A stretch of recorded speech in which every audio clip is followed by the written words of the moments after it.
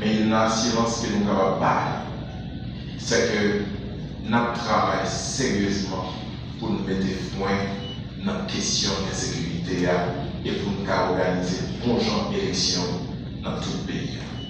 Tout le monde a envie de tourner la caille et tout le monde a tourné la caille. Nous avons résoudre la question de sécurité quand Son Excellence, Monsieur Frinel Joseph.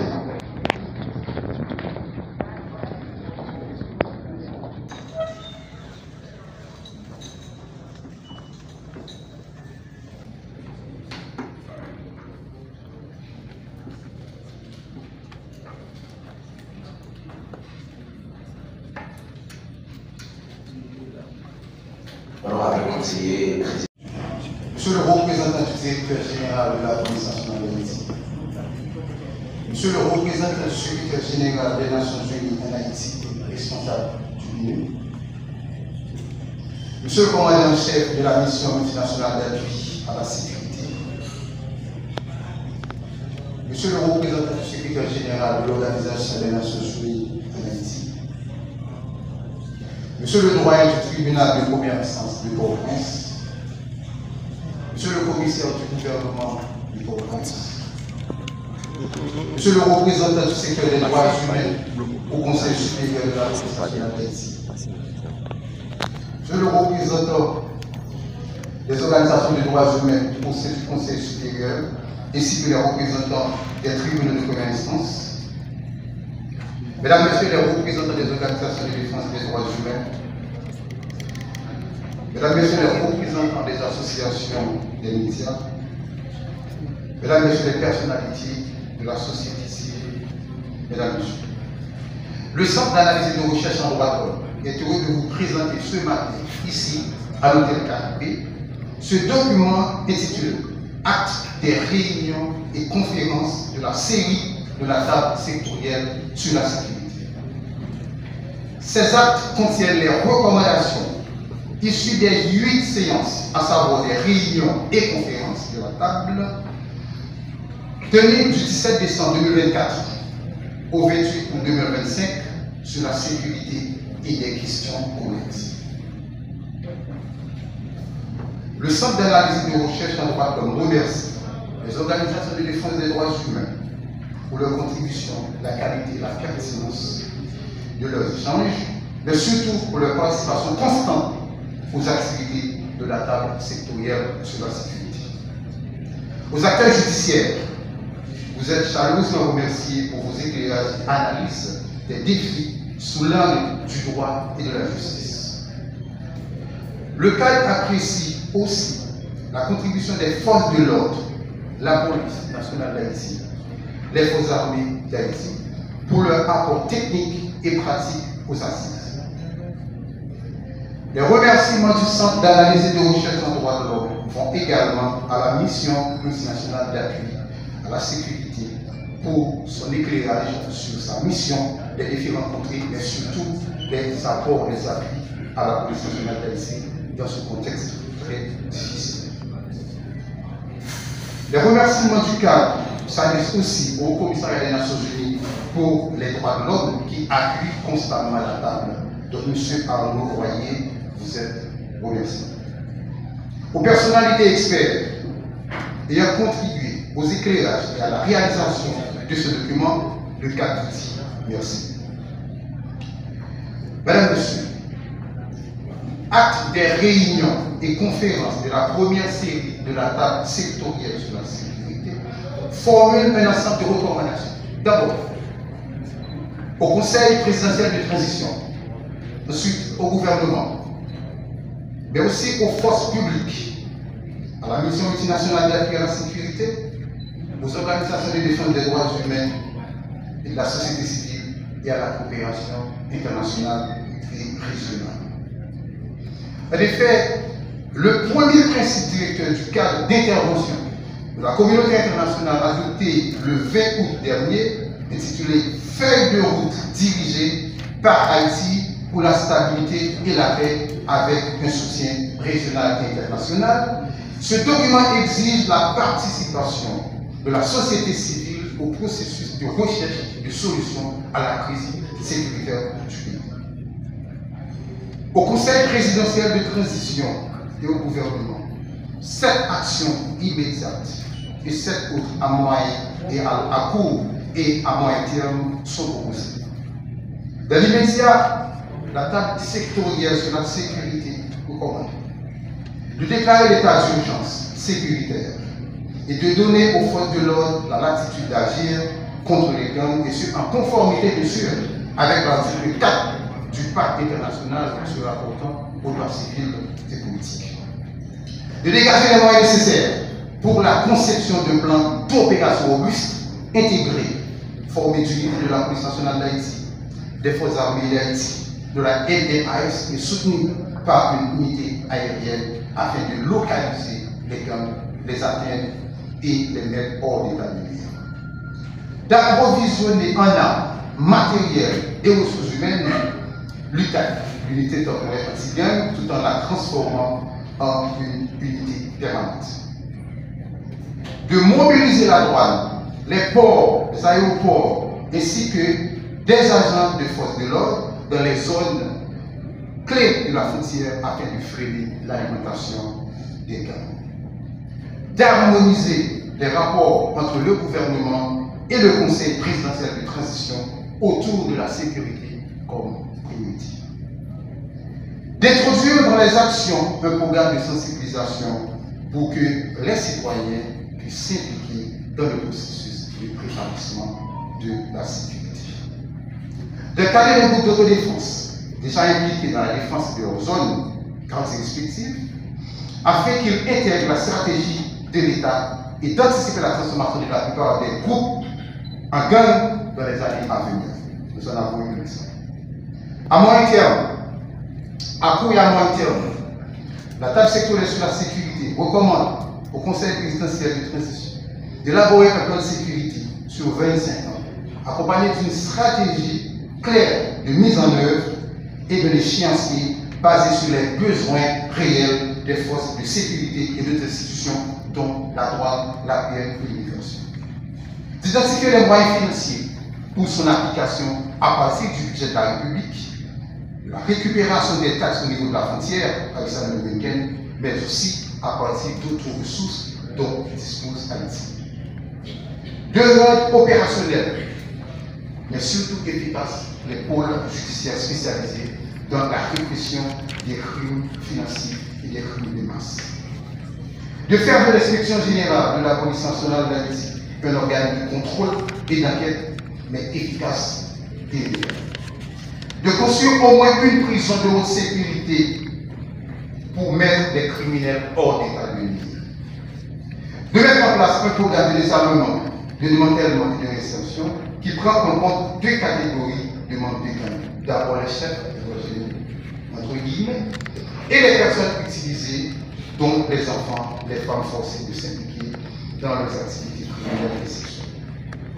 De gérer de créer des programmes sociaux adaptés avec l'ensemble des institutions intervenant dans ce domaine, à savoir le ministère des Affaires sociales, le ministère de la Protection féminine, l'IDERS, etc., afin de réduire la vulnérabilité des quartiers vulnérables, des quartiers sensibles, exploités par les gangs et les réseaux de la criminalité transnationale. À la force publique, à savoir la police nationale et les forces armées, la table sectorielle sur la sécurité formule les actions suivantes. Élaborer un cadre d'action opérationnelle concrète et rapide pour faire face à la situation sécuritaire actuelle.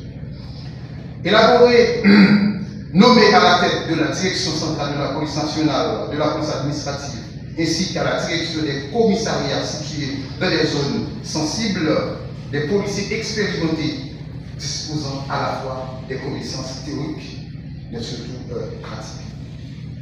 Former de manière continue, à partir de programmes adaptés, de nouveaux agents, afin de renforcer substantiellement l'effectif des forces de l'ordre. Ouvrir de nouveaux centres de formation en priorité dans la région du Grand Nord et du Grand Sud, afin de renforcer la présence policière et de répondre aux besoins sécuritaires de ces zones. Développer la capacité logistique des élections départementales et des commissariats, notamment ceux de la région métropolitaine et de leurs équipes. Enfin, faire un inventaire rapide des matériels dont dispose la police pour déterminer les besoins les plus urgents. Aux organisations de défense des droits humains et de la société civile, il est recommandé des actions immédiates, mais aussi d'autres à court terme. Il s'agit de suivre et de documenter les actions répressives et produire des recommandations, de tempérer les dénonciations conformément aux prescrits de l'article 4 du Pacte international sur la aux droits civils et politiques, de soutenir la conception et la mise en œuvre de programmes d'engagement communautaire. Ce qui concerne les actions à court et à moyen terme, la table sectorielle sur la sécurité propose aux organisations de défense des droits humains et de la société civile de plaider pour l'élaboration et la mise en œuvre du plan de sécurité, d'exiger la reprise du programme de vetting au niveau des forces de l'ordre, notamment la police nationale d'Haïti, le second représentant du directeur général de la police, de sensibiliser l'international sur la nécessité d'adopter ces actions aux besoins identifiés par les forces de l'ordre, de plaider pour la mise en place des pôles judiciaires spécialisés dans les buts financiers de masse, la construction d'une prison de haute sécurité et de plan social adapté avec l'ensemble des institutions dans ce champ. Car, comme vous savez, la société civile est un acteur à part entière de la cause de la démocratie, des droits de l'homme et des libertés fondamentales. Enfin, la table sectorielle sur la sécurité recommande à la coopération internationale et régionale de construire un cadre de formation conjoint pour les unités spécialisées afin d'éviter que chaque pays décide d'une formation continue. Donner des appuis en armes et en équipement et autres accessoires à la police sur la base des besoins identifiés par l'institution et du plan d'action défini par les forces de l'ordre. À court et à moyen terme, la table sectorielle recommande à la coopération internationale de transformer ou de remplacer la MLKS par une mission ayant pour mandat principal de combattre les gangs tout en s'assurant de la disponibilité des fonds nécessaires afin d'éviter le même problème qu'a connu la mission multinationale d'appui à la sécurité. De contribuer à la mise en œuvre des actions immédiates à court et à moyen terme à entreprendre par l'État haïtien. Aider Haïti à contenir le trafic d'armes et les munitions venant principalement des États-Unis et de la frontière haïtiano-dominicaine. Enfin, la table sectorielle sur la sécurité recommande à la coopération internationale de donner à l'État haïtien la marge de manœuvre pour se procurer des armes et équipements dont les forces de l'ordre ont besoin pour lutter contre les gangs. Mesdames, Messieurs, le Centre d'analyse et de recherche en droit de l'homme rappelle chaque acteur ici présent dans cette salle sur sa responsabilité historique envers le pays au bord de la catastrophe. Les actes des réunions et conférences de la première série de la table sectorielle sur la sécurité constituent la contribution des organisations de droits humains et de la société civile, acteurs de la démocratie et de l'état de droit. Donc, cette contribution veut tout simplement répondre aux exigences de la feuille de route adoptée par la coopération internationale et régionale, récemment feuille de route dirigée principalement par l'Organisation des États américains. Au nom de la responsabilité de résultat et la responsabilité de protéger, il revient donc à ceux qui ont la gouvernance du pays d'agir et à la coopération internationale et régionale de s'engager concrètement aux côtés d'Haïti. Madame, Monsieur, une fois de plus, le Centre d'analyse et de recherche en droit de l'homme vous remercie et en profite pour annoncer que la deuxième phase de la série de réunions de la table sectorielle sur la sécurité sera lancée à la fin de ce mois. Ainsi, je vous souhaite déjà une bonne participation. Le conseiller président Frinel Joseph qui reçoit ses actes au nom de la plus haute autorité de l'État réaffirme l'engagement du gouvernement à travers traduire les réflexions de cette table sectorielle en actions concrètes. Pour une réponse coordonnée et durable à la crise sécuritaire.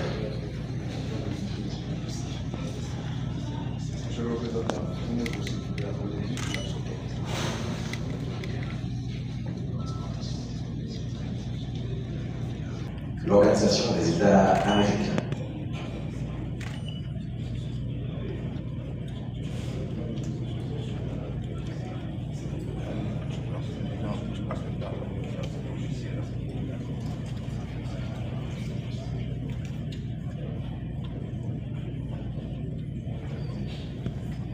À recevoir des actes, des conférences et réunions de table sectorielle.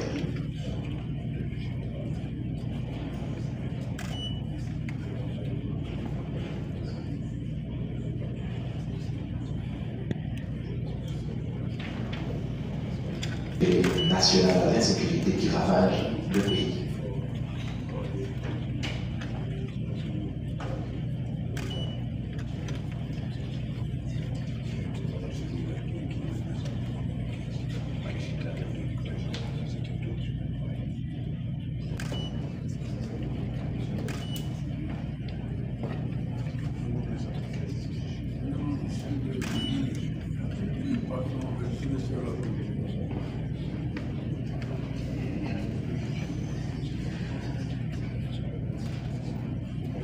Représentant l'Organisation internationale, représentant OBC, représentant toute force sécurité, représentant société civile, secrétaire exécutif cadre, toute femme et garçon qui dans la salle. Dans le nom CPT, spécialement dans le nom Laurent Saint-Cyr, qui est coordonnateur du Conseil présidentiel de transition. On salue nous toutes. Pas de route, pas bois. Et un côté de rive. Et côté de nous aller, c'est l'élection. Mais pour nous aller à l'élection, il y a un bagage qui est important en pile, c'est la sécurité. Le problème d'insécurité, il crée en pile tracas du pays. Nous ne pouvons pas arrêter à regarder comme ça. CPT a fait un pile d'efforts déjà avec tout le gouvernement pour nous capables de résoudre le problème. Il y a une bagaille qui sont faites pas longtemps ce passé là. C'est le changement qui fait dans la tête de la police nationale. Donc, pile l'autre bagaille encore que nous avons fait. Soit qui paraît déjà que tout le monde connaît, ou du moins nous pouvons le déclarer.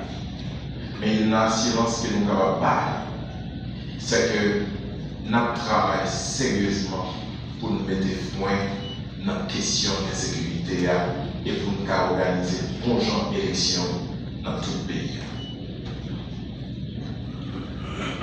Tout le monde qui l'a net en général, nous tous qui là d'accord sur un point, nous ne pouvons pas accepter petite fille nous à violer encore, c'est nous à violer encore.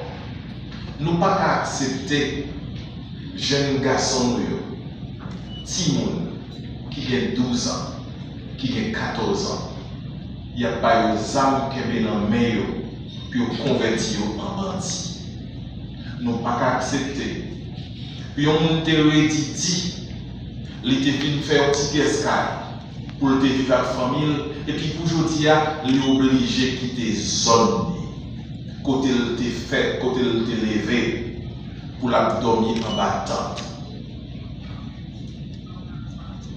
Peuple haïtien, chaque haïtien, pas demander pour moun faire la charité. Son peuple qui remet travail dit, qui remet compter sur propre tête.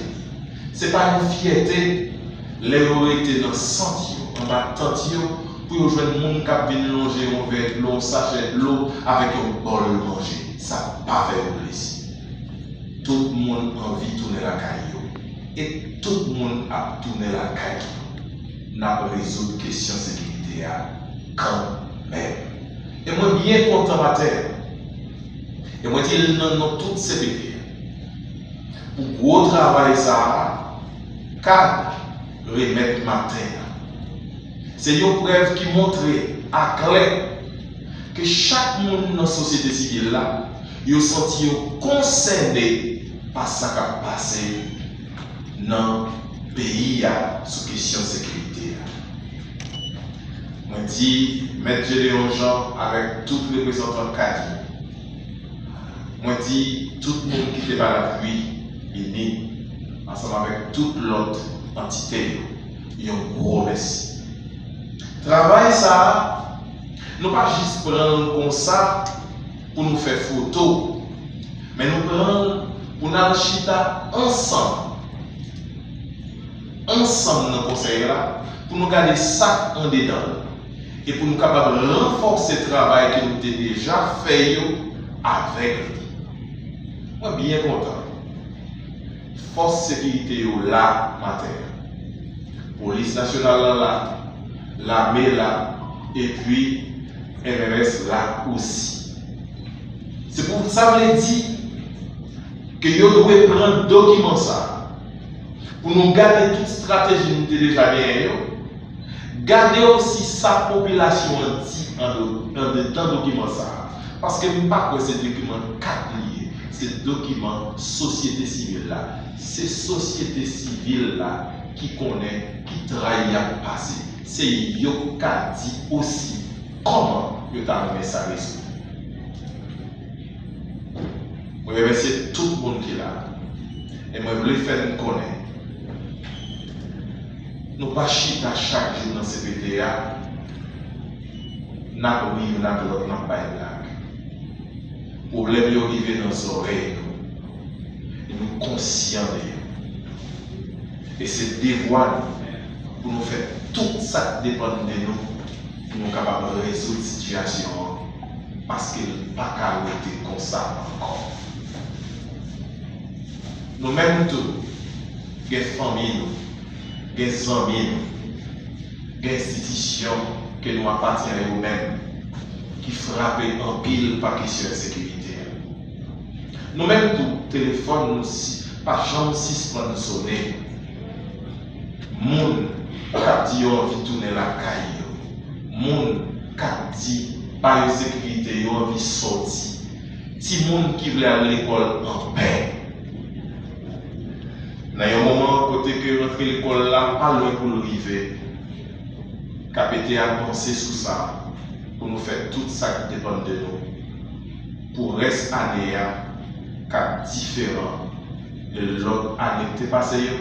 Et pour l'année qui venir, nous sommes capables de respirer l'autre lait dans le pays à nous, Haïti chérie. Que bon Dieu bénisse nous toutes, que bon Dieu bénisse Haïti. Merci. Un écrivain français disait ceci: pour mériter l'estime, il ne suffit plus. Il n'est pas indispensable de réaliser de bonnes choses. Il suffit de les avoir tentées. Et moi, je crois que maintenant, le centre d'analyse de recherche en droit de l'homme côté nos grands coups, parce que il permet à un groupe de citoyens de penser à la sécurité du pays. Il y a un bagage que tout le monde qui préoccupait tout le monde. Je pense que ces journées de rencontre que vous fait apporté quand même un éclairage aux membres de l'État, c'est-à-dire au KPT, au Premier ministre, etc., qui vient pour diriger et, en fait, les dispositions à prendre pour régler ce problème d'insécurité, et je pense qu'il a fait un bon usage de documents ça qui vraiment un manuel de référence. Il y a un sociologue haïtien qui a écrit les conditions générales défavorables exigent de porter l'effort plus loin, de le compléter, de l'élargir, de l'achever en rectifiant les erreurs et en éliminant les causes de désorganisation. On pensait que tout le monde apprend l'autre, tout ça qui est pour intervenir dans le dossier, ça apprend l'autre pour permettre que Haïti trouve enfin la paix que tout le monde a cherché. Merci. Monsieur le conseiller présidentiel, monsieur le représentant de l'OEA,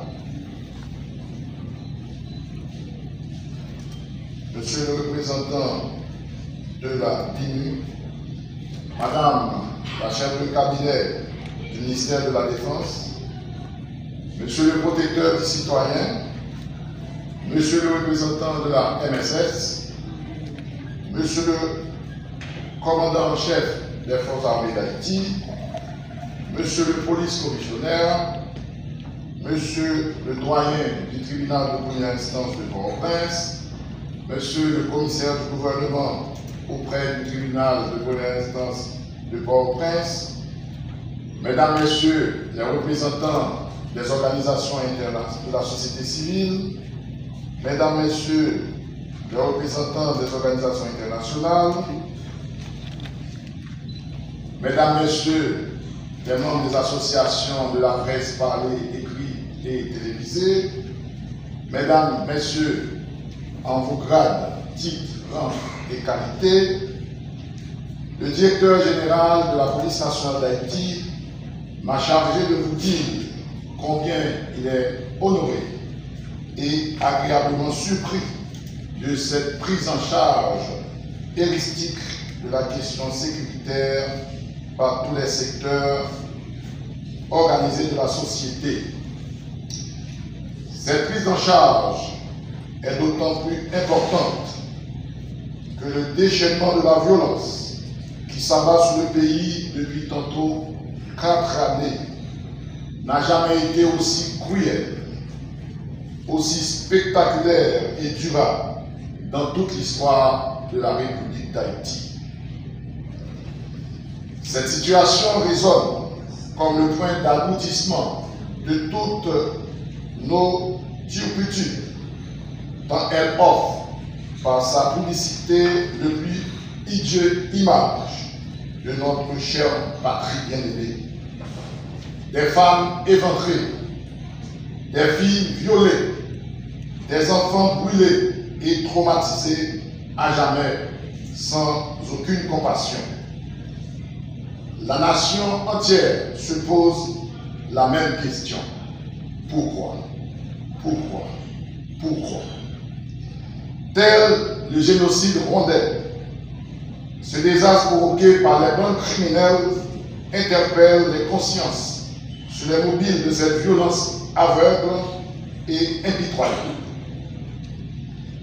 Comment des gens d'humbles conditions puissent se radicaliser au point de devenir des monstres contre des personnes qui récemment les côtoyaient, des personnes avec lesquelles ils avaient des relations de bon voisinage. Question d'une grande complexité auquel il faille trouver des réponses sur plusieurs angles de vue et selon plusieurs approches. La police nationale d'Haïti, dans toute sa détermination, sa force psychologique et ses compétences professionnelles, n'a pu jusque-là que limiter les dégâts et ces jeunes femmes et hommes paient le prix du sang pour que le désespoir ne s'étende au pays tout entier.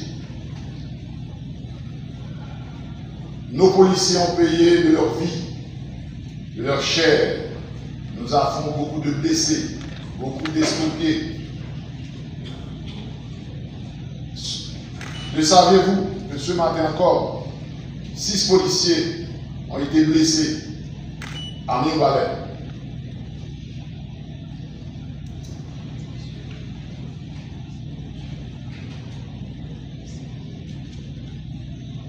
La police serait donc de cette crise institutionnelle sans précédent peut être abordée avec l'art de la dialectique pour que, dans la panique généralisée, il en sort une voie limpide et raisonnée, au-dessus du lot commun du quotidien, des a priori et des préjugés.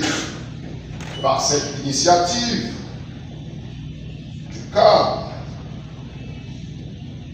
dont nous récoltons les fruits aujourd'hui, vous avez montré que la sécurité est l'affaire de tous. Tous les citoyens doivent être impliqués. Cet apport à l'éclairage du phénomène constitue une pierre importante à l'édifice de cette sécurité que nous cherchons tous. Penser les pensées de la crise, déconstruire l'imaginaire de ces vautours des temps modernes qui rendent notre quotidien explosif et insupportable.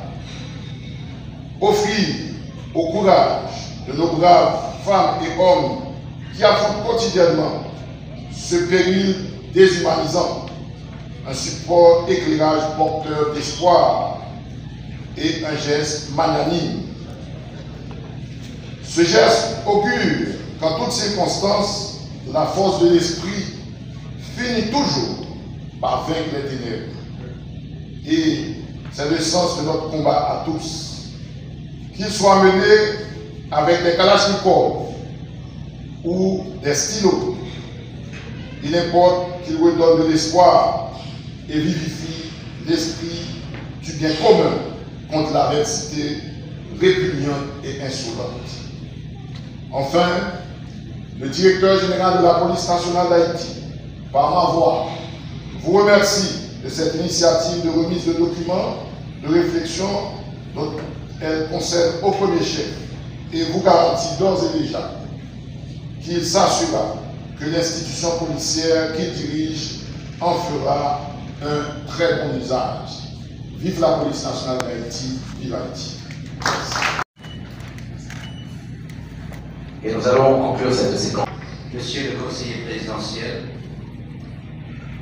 Monsieur le protecteur du citoyen, Monsieur le directeur de cabinet du ministre de la Défense, Monsieur le représentant de la police nationale d'Haïti, Monsieur le représentant des forces armées d'Haïti,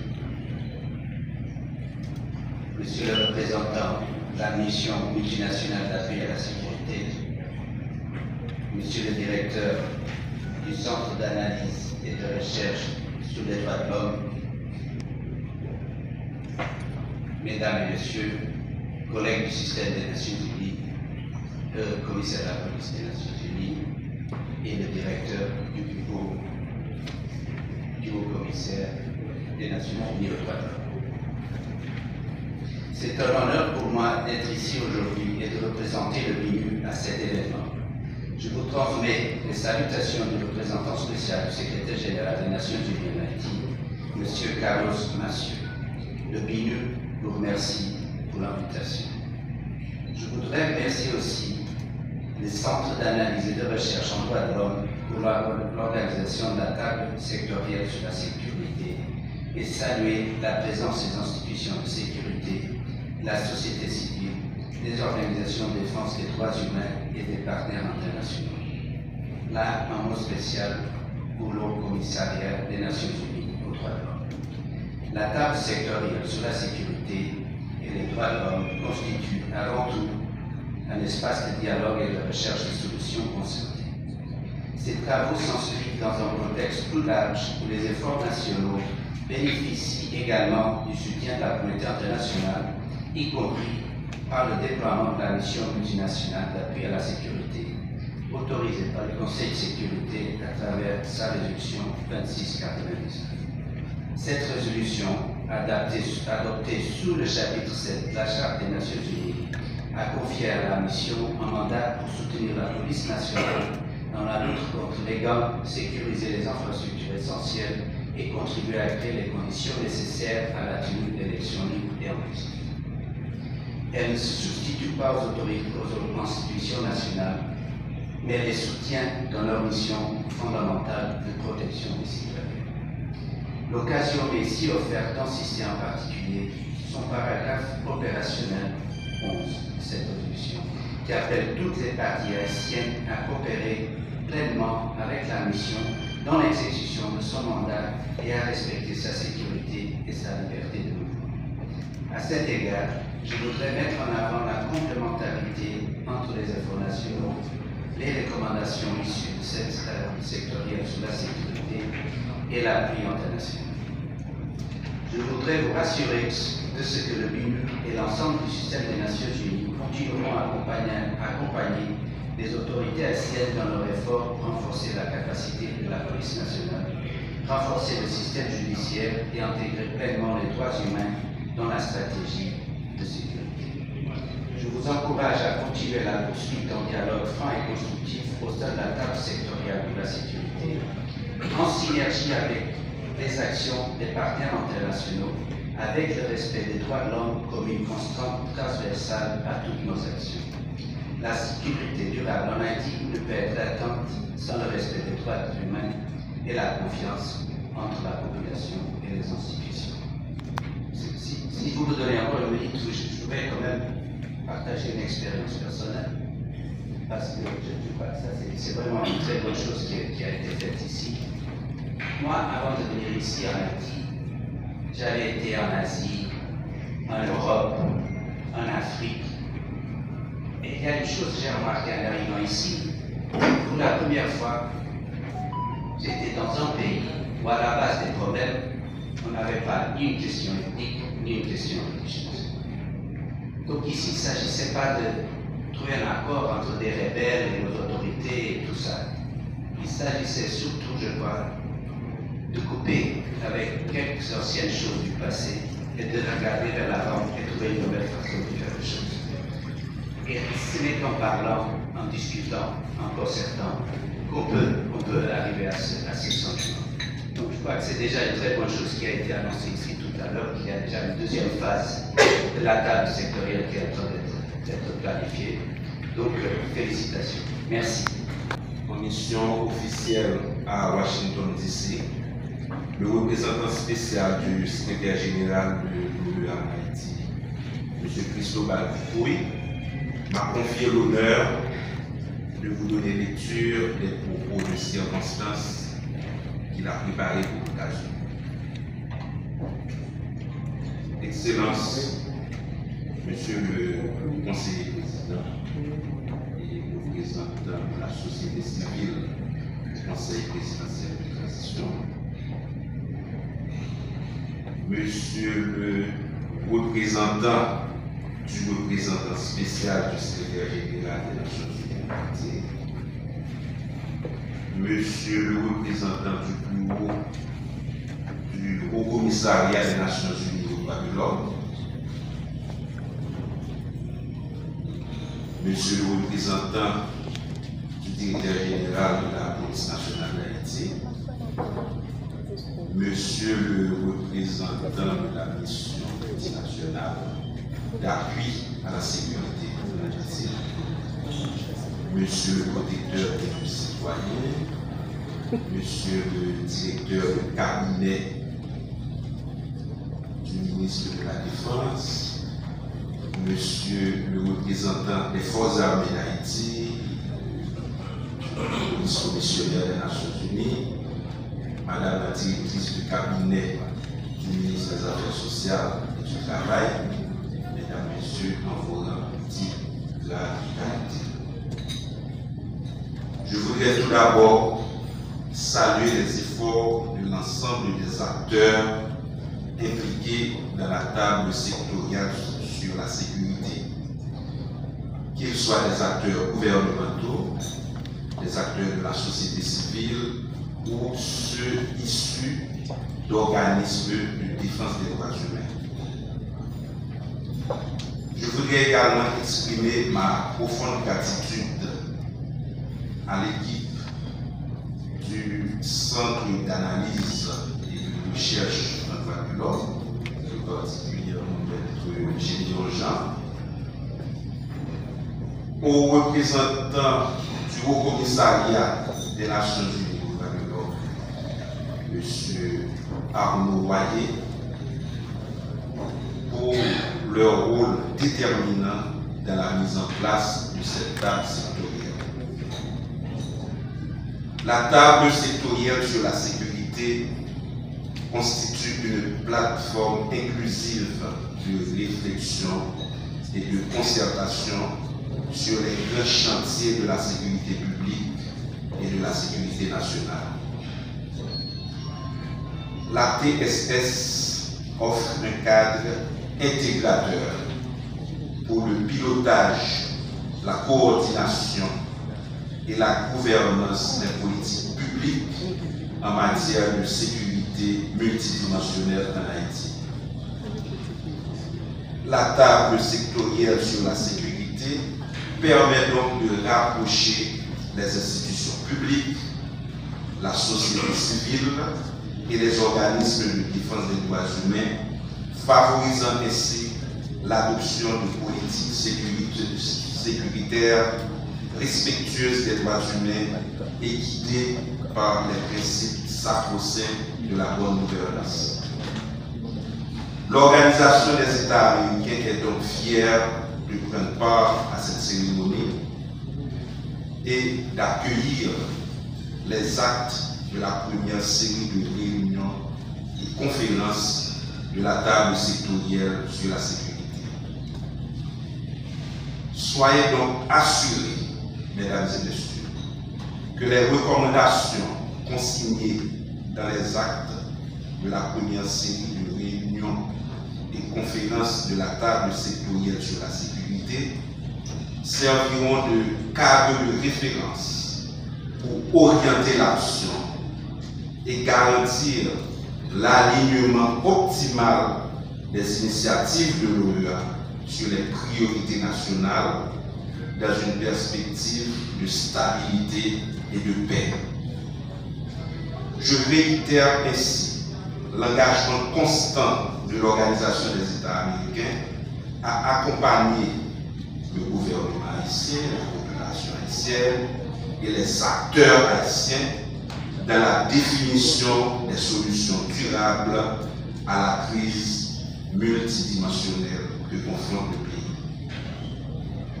Puissent les recommandations issues des actes de la première série de réunions et conférences de la table sectorielle sur la sécurité constituer une valeur ajoutée significative dans la dynamique collective visant à bâtir des réponses solides et durables à la crise sécuritaire. Je vous remercie.